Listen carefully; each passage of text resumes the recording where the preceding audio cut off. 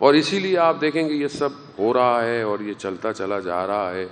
مجلس اور عزاداری کو ہم صرف یوٹیلائز ہو رہے ہیں.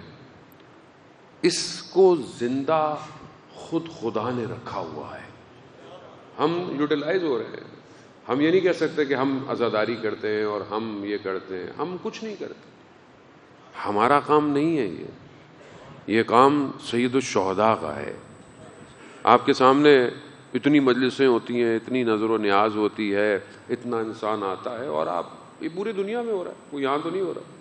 اور پھر جب آپ کربلا جاتے ہیں اور اربعین کو دیکھتے ہیں اور اس راستے پہ چلتے ہیں تو آپ کو پتہ چلتا ہے کہ امام کی حکومت کسے کہتے ہیں.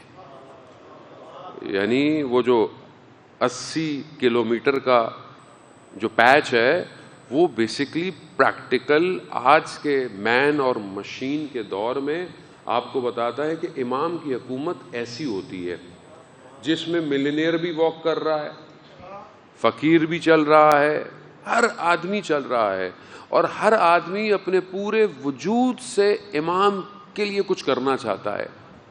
ایک موقف لگا ہوا ہے جو ڈیلی کی ہزاروں ڈالر لاکھوں ڈالر کا خرچہ ڈیلی کر رہا ہے, اور ایک موقف وہ بھی ہے جہاں ایک بچی صرف ٹیشو پیپر لے کے کھڑی ہوئی ہے. حسین کے نزدیک دونوں برابر ہیں. یہ دنیا میں کہیں نہیں ہوتا. یہ برابری جو ہے وہ یہ امام حسین دے سکتے ہیں. کیوں دے سکتے ہیں؟ کیونکہ روز عاشورہ برابری دی ہے جون کو بھی اور حبیب ابن مظاہر کو بھی. مادے میں رہیں گے آپ کو سمجھ میں نہیں آئے گا. آپ کو یہ محسوس کرنا پڑے گا. دنیا کا میڈیا اس لیے تو اترا ہوا ہوتا ہے اربعین پہ. یہ انڈرسٹینڈ ابھی تک دنیا چھپاتی رہی ہے, نہ دکھائیں, بٹ اسٹل آپ کے سامنے جرنلسٹ آ رہے ہیں, دنیا کو یہ خبر آہستہ آہستہ مل رہی ہے. اور اب انشاءاللہ تو حالات ایسے ہیں کہ دنیا اور زیادہ فوکس ہوگی کہ یہ حسین کون ہے کہ جو 61 ہجری میں آیا تھا اور ابھی تک لوگ اس کے راستے پر اپنے آپ کو کٹانے کے لیے تیار ہیں.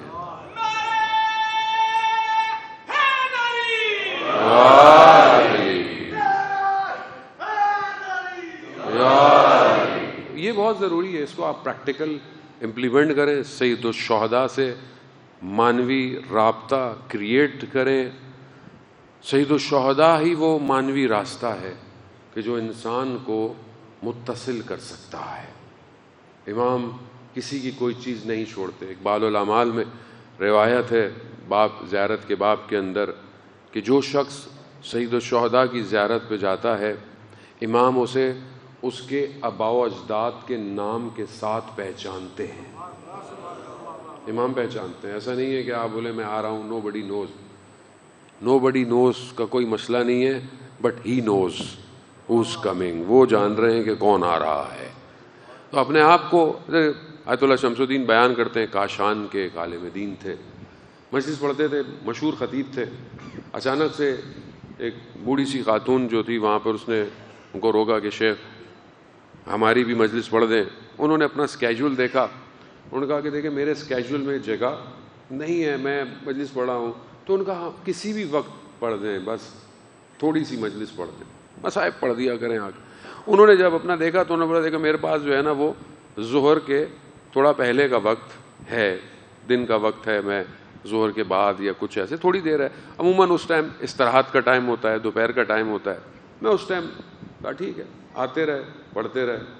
بوڑھی سی خواتین تھیں, محلے کی بزرگ خواتین بیٹھی ہوتی تھیں, یہ مصائب پڑھتے تھے چلے جاتے تھے. روز عاشور ان کا اسکیجول یہ تھا کہ یہ جتنی بھی مجالس ہیں وہ ظہر اثر سے پہلے پڑھ دیتے تھے.